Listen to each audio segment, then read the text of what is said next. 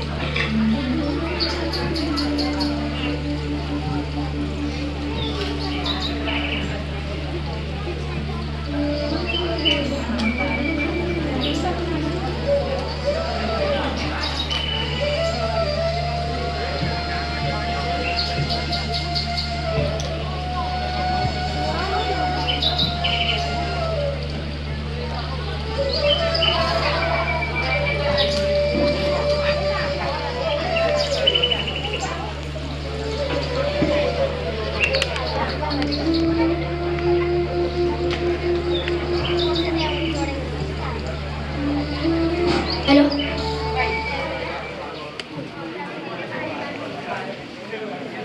ए जल्लाद हो, म तिमीहरूलाई खरानी बनाउने छु।